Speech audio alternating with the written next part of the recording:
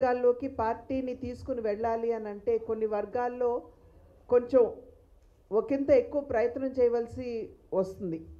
కనుక మోర్చాల మాధ్యమంగా పార్టీని ఆ వర్గాల్లోకి తీసుకువెళ్ళడానికి మోర్చాలు మాకు బాగా వారి సహకారాన్ని అందిస్తాయి. కనుకనే మొదటి నుండి కూడా భారతీయ జనతా పార్టీ మోర్చాలు అదేవిధంగా మోర్చాలని బలోపేతం చేసుకోవడం మీద ఎప్పటికప్పుడు సమావేశాలు నిర్వహిస్తూ ఎప్పటికప్పుడు సంస్థాగతంగా మోర్చాలు ఏ మేరకు బలంగా ఉన్నాయనేటువంటి అంశాన్ని పరిగణలోకి తీసుకుంటూ సమీక్ష చేసుకుంటూ వారి మాధ్యమంగా ఆ వర్గాలకి పార్టీని చేరువ చేసే కార్యక్రమాలు అనాదిగా భారతీయ జనతా పార్టీ చేపడుతూ వస్తున్నటువంటి విషయం మనందరికీ తెలుసు. నరేంద్ర మోడీ గారు అనేక సందర్భాల్లో వికసిత్ భారత్ లక్ష్యం 2047 సంవత్సరానికల్లా వికసిత్ భారత్ని సాధించాలి అని చెప్పి అనేక సందర్భాల్లో వారు చెప్పడం మనం అందరం కూడా విన్నాం. అయితే నిజంగా వికసిత్ భారత్ అనేటువంటి పదానికి అర్థం ఏమిటి అని చెప్పి మనం అందరం కూడా ఒకసారి సమీక్షించుకోవాలి. సాధారణంగా అందరూ ఏమంటారంటే వికసిత్ భారత్ అంటే అభివృద్ధి పరంలో దూసుకుపోయేటువంటి భారతదేశం అని, అదేవిధంగా జాతీయ స్థూలోత్పత్తి పెరిగినటువంటి భారతదేశం అని, పెట్టుబడుల వెల్లువ మన దేశంలోకి వస్తున్నటువంటి సందర్భంలో అది వికసిత్ భారత్ అని, ఈ రకంగా అనేక విధాలుగా కూడా ఈ యొక్క పదాన్ని నిర్వచించడం జరుగుతూ ఉంటుంది. అయితే నరేంద్ర మోడీ గారు వారి నాయకత్వంలో ఉన్నటువంటి ఎన్డీఏ కేంద్ర ప్రభుత్వం మరియు భారతీయ జనతా పార్టీ ఖచ్చితంగా నమ్మినటువంటి విషయం ఏమిటంటే వికసిత్ భారత్ అనేది ఇవన్నీ కూడా ఈ అభివృద్ధి ఇవన్నీ కూడా మనం సాధించుకుంటూ ముందుకు వెళ్ళవలసిందే. అయితే వీటి మాధ్యమంగా వచ్చేటువంటి లాభం ఏదైతే ఉంటుందో దాన్ని సమాజంలో ఉన్నటువంటి అన్ని వర్గాల వారికి మనం అందించినప్పుడే, వారికి అందిస్తూ అందరినీ కలుపుకుంటూ మనం ముందుకు వెళ్ళినప్పుడే అదే నిజమైనటువంటి వికసిత్ భారత్ అని చెప్పి భారతీయ జనతా పార్టీ విశ్వసిస్తున్నటువంటి విషయం. భారతీయ జనతా పార్టీ మూల సిద్ధాంతం తీసుకున్నా కూడా అంత్యోదయ అంటే సమాజంలో సంక్షేమానికి సుదూరంలో ఉన్నటువంటి వారందరికీ సంక్షేమాన్ని అందిస్తూ వారందరినీ కలుపుకుంటూ ముందుకు వెళ్తూ భారతదేశ సర్వతోముఖాభివృద్ధిని సాధించాలి అనేటువంటి ఆలోచన. కనుక భారతీయ జనతా పార్టీ ఆలోచనకి అనుగుణంగానే వాళ్ళ వికసిత్ భారత్ అంటే అందరికీ కూడా సంక్షేమాన్ని అందిస్తూ భారతదేశ అభివృద్ధిని సాధించాలి అనేటువంటి భావన సంకల్పం ఏదైతే ఉందో అదే నరేంద్ర మోడీ గారు అనేక సందర్భాల్లో చెప్తూ వస్తున్నటువంటి నేపథ్యం. సమాజంలో కనుక వాళ్ళు చూసినట్లయితే వారు మోడీ గారు చెప్పింది మహిళ, రైతు, యువత వీరు నిజంగా వీరందరినీ కనుక మనం అభివృద్ధి పదంలో నడిపించగలిగినట్లయితే భారతదేశ సర్వతోముఖాభివృద్ధిని సాధించగలం అని వారు గట్టిగా విశ్వసించినటువంటి మాట.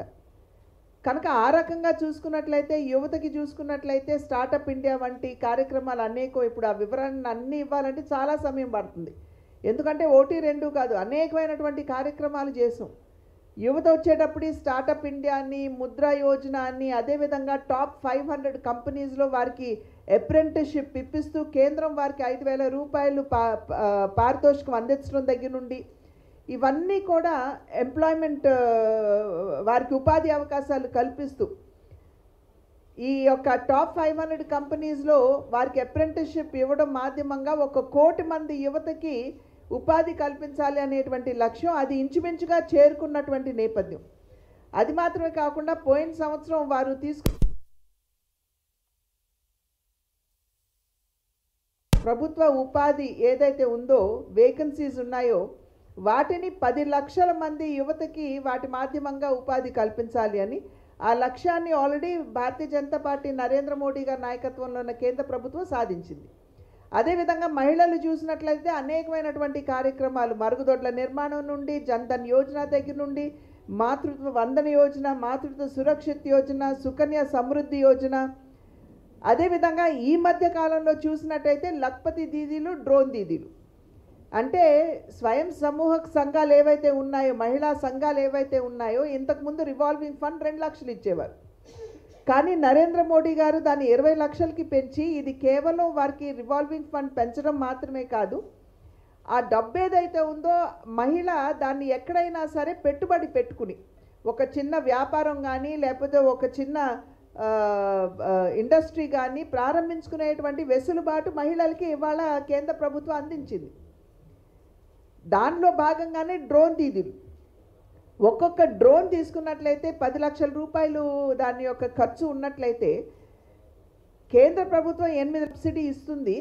2 లక్షల రూపాయలు ఏదైతే ఈ మహిళా సంఘాల మాధ్యమంగా మహిళలు అందుకున్నారో దాన్ని వారు పెట్టుబడిగా పెట్టి ఒక డ్రోన్ కొనుక్కున్నట్లయితే ఈ మన వ్యవసాయ క్షేత్రంలో పొలాలలో మన పురుగుల మందు కావచ్చు లేకపోతే ఈ ఫర్టిలైజర్స్ కావచ్చు వాటన్నిటిని పిచికారీ చేసుకునేటువంటి ఒక వెసులుబాటు మహిళలకు ఇచ్చారు. దాని మాధ్యమంగా మహిళలు వారికి ఉపాధి కల్పించినటువంటి నేపథ్యం. ఇవన్నీ కూడా మహిళా సాధికారతని దృష్టిలో పెట్టుకుని ఈ కార్యక్రమాలు నరేంద్ర మోడీ గారు ముందుకు తీసుకురావడం జరిగింది. అదేవిధంగా ఇంకా రైతులు అంటారా, మన దేశంలో 48% మంది ఇంకా జనాభా వ్యవసాయం మీద ఆధారపడి జీవిస్తున్నారు. కనుక అనేక సంస్కరణలు వ్యవసాయ క్షేత్రంలో కూడా తీసుకురావడం జరిగింది. ప్రధానమంత్రి కిసాన్ సమ్మాన్ నిధి అని, ప్రధానమంత్రి ఫసల్ బీమా యోజన అని, సమ్మాన్ నిధి కింద 6,000 రూపాయలు ప్రతి సంవత్సరం రైతులకి పెట్టుబడి కింద రాష్ట్రం ఇచ్చేటువంటి భాగస్వామ్యం ఆలస్యం అవుతుందేమో కానీ కేంద్రం ఇచ్చేది మటుకు కరెక్ట్గా 1వ తారీఖున వారి ఖాతాలోకి వెళ్ళిపోతుంది. అదేవిధంగా ఫసల్ బీమా యోజన, ఇంతకుముందు పంట నష్టపోతే 2-3 సంవత్సరాలు ఆగితే కానీ వారికి కాంపెన్సేషన్ వచ్చేది కాదు. కానీ ఇప్పుడు ఎప్పుడైతే రైతులు నష్టపోతున్నారు, వారి పంట నష్టపోతున్నారు, వెంటనే 15 రోజుల్లోనే ఒక 25% వారికి ఉపశమనం కల్పించడం, ఆ తర్వాత మిగతాది వారికి అందించడం.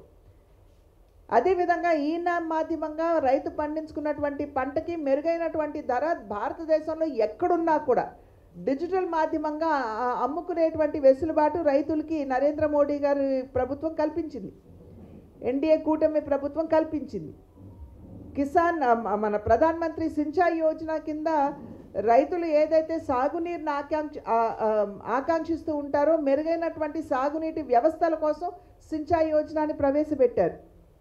ఈ రకమైనటువంటి అనేక కార్యక్రమాలు రైతు సుభిక్షంగా ఉంటే దేశం సుభిక్షంగా ఉంటుంది అనేటువంటి ఆలోచనతో ప్రవేశపెట్టడం జరిగింది. అదేవిధంగా బీసీలు కనుక చూసినట్లయితే బీసీ కమిషన్కి నిన్న మొన్నటి వరకు చట్టబద్ధత లేదు. బీసీ కులాల్లో పుట్టినటువంటి బిడ్డలు న్యాయం చేసుకునేటువంటి అవకాశం లేదు. కానీ నరేంద్ర మోడీ గారు బీసీ కమిషన్కి ఇన్ని సంవత్సరాలు 75 సంవత్సరాలు మనకి స్వాతంత్రం లభించి ఇప్పటి వరకు కూడా దానికి చట్టబద్ధత లేనటువంటి సందర్భంలో బీసీ కమిషన్కి ఇవాళ చట్టబద్ధత ఇచ్చి బీసీ కులాల్లో ఉన్నటువంటి వారందరూ కూడా చట్టబద్ధంగా న్యాయం చేసుకునేటువంటి ఒక వెసులుబాటుని బీసీ కులాలకు కల్పించడం జరిగింది.